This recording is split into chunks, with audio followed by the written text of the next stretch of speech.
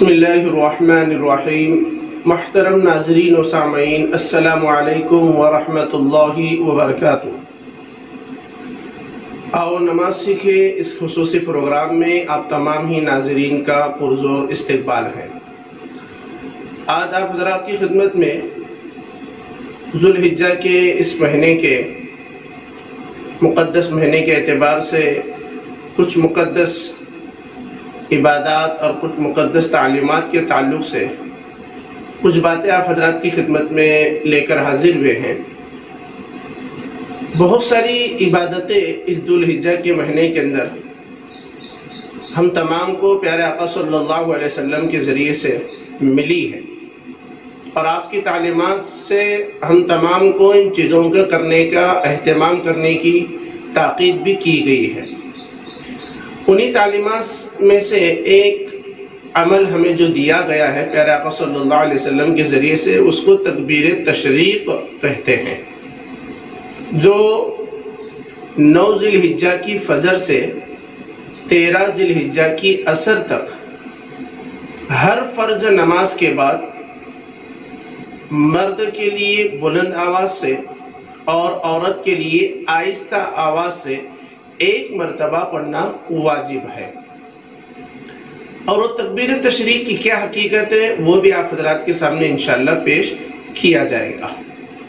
اس طریقے سے یہ 5 دن تکبیر تشریق ہر فرض نماز کے بعد ایک مرتبہ مردوں کے لیے بلند آواز سے اور ایک مرتبہ عورتوں کے لیے آہستہ آواز سے پڑھنا واجب ہے۔ اور وہ تکبیر تشریق کیا ہے اسکرین پر بھی آ رہی ہے، اس کو ہم دیکھیں صحیح تلفظ کے ساتھ سنتے ہی یاد کرنے کی پوری کوشش کریں، کیونکہ یہ واجب ہے۔ واجب کا اگر ہم ترک کریں گے، چھوڑیں گے تو ہم پر گناہ لازم آ جائیں گا۔ ہم اپنی لاپرواہی، بے حسی، بے فکری سے باہر نکلے، مجھے یاد نہیں ہے میں کیا کروں، نہیں، یاد کرنا ہے۔ ہم مسلمان ہیں، یہ یاد رکھیے، مسلمان بے فکر نہیں ہو سکتا، بے حس اور بے غیرت نہیں ہو سکتا۔ یہ ہماری تعلیمات ہے، اور اس کا پڑھنا ہر فرض نماز کے بعد مردوں کے لیے واجب ہے، عورتوں کے لیے آہستہ پڑھنا واجب ہے۔ تو مرد عورت دونوں کے لیے اب یہ پڑھنا جب واجب ہے تو اس کا یاد کرنا بھی ہمارے لیے ضروری ہے۔ بہت ہی مختصر اور بہت ہی آسان یہ الفاظ ہے، عام طور پر ہم اپنی زبان سے اس کو کہتے ہیں، بس اس ترتیب سے ہمیں یاد رکھنا ہے۔ اور وہ تکبیر تشریق کیا ہے اس کو ہم سنیں، اسکرین پر بھی آ رہا ہے، صحیح تلفظ کے ساتھ ہم پڑھنے کی پوری کوشش کریں۔ اور وہ تکبیر تشریق یہ ہے، سن لیجئے۔ اللہ اکبر اللہ اکبر، لا الہ الا اللہ اللہ اکبر، اللہ اکبر وللہ الحمد۔ اور ایک مرتبہ سنیے، اللہ اکبر اللہ اکبر، یہ 2 کی ایک جوڑی ہم بنائیں، لا الہ الا اللہ اللہ اکبر، اس کو ایک ساتھ بولے۔ پھر اس کے تیسرا ہے اللہ اکبر وللہ الحمد۔ یہ تکبیر تشریق، اس میں اللہ رب العزت کی عظمت، اللہ رب العزت کی شان کو اس کے اندر بیان کیا گیا، اللہ کی کبریائی، اللہ کی بڑائی کو۔ یہ تو 5 دنوں کے اعتبار سے ہیں۔ یوں تو صحابہ کرام رضی اللہ عنہ کا معمول تھا کہ اس مہینے کے پہلے 10 دن کے اندر شروع ہی سے ذو الحجہ کی جو پہلی تاریخ ہوتی ہے، اس پہلی تاریخ ہی سے تکبیر تشریق کا اہتمام کرتے تھے۔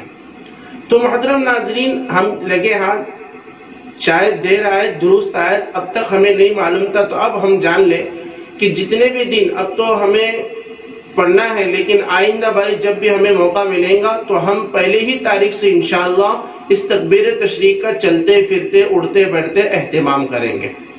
اور خصوصی طور پر ان 5 دنوں میں تو ہر فرض نماز کے بعد پڑھنا واجب ہے۔ اب آئیے یہ تکبیر تشریق ہمیں کہاں سے ملی؟ محترم ناظرین، یہ 3 مقدس شخصیات کا مجموعہ ہے جو ہم تمام کو دیا گیا ہے۔ جیسے کہ ہم سب جانتے ہیں کہ اس مہینے کے اندر ایک بہت بڑی عبادت ہے، بہت ساری خصوصی عبادات میں سے حج ہے، اور اسی طریقے سے ان خصوصی عبادات میں سے قربانی ہے۔ تو ان عبادات میں سے ایک عبادت ہے جس کو ہم قربانی کہتے ہیں، جو ہر صاحب نصاب، صاحب استطاعت پر قربانی کرنے کے واجب ہے۔ تو اس قربانی کا واقعہ ہمیں کہاں سے ملا؟ ہم اچھی طرح سے اس کو جانتے ہیں اور اس بات کو ہم سمجھتے بھی ہیں کہ کیسے ہمیں ملا ہے۔ تو اس کی ایک مختصر سی تاریخ یہ ہے، تکبیر تشریق بھی یہیں سے ہمیں ملی ہے۔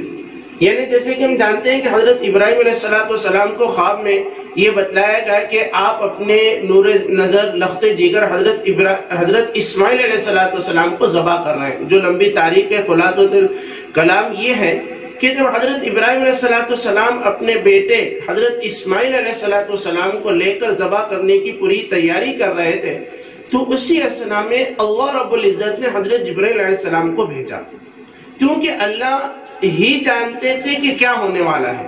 جب ایک خود باپ اپنے بیٹے کی گردن پر چھری رکھ رہا ہے تو آسمانی دنیا کے اندر بھی خلبلی مچ گئی، فرشتوں کو بھی نہیں معلوم تھا کہ اب کیا ہونے والا ہے، صرف اللہ ہی جانتے تھے۔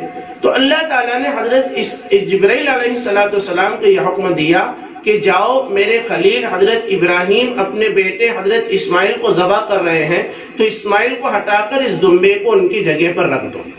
تو حضرت جبرائیل علیہ السلام اللہ کے حکم سے دمبے کو لے کر نکلے تو دیکھ رہے ہیں کہ حضرت ابراہیم اپنے بیٹے کی گردن پر چھری رکھ کر چلانے کی تیاری میں ہے۔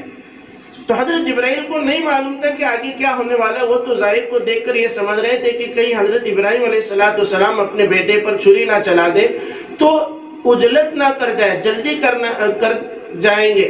تو متوجہ کرنے کے لیے حضرت جبرائیل علیہ السلام نے یہ کہا، اللہ اکبر اللہ اکبر۔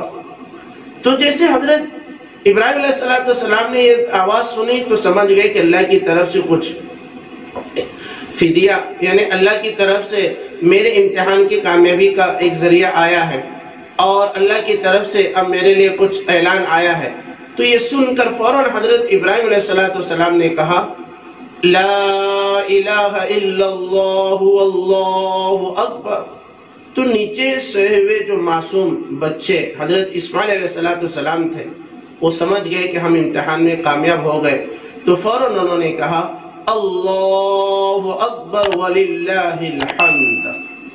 پھر حضرت ابراہیم علیہ السلام نے حضرت اسماعیل علیہ السلام کو ہٹایا، پھر دمبا حضرت اسماعیل علیہ السلام کے ذریعے ذبح کیا گیا۔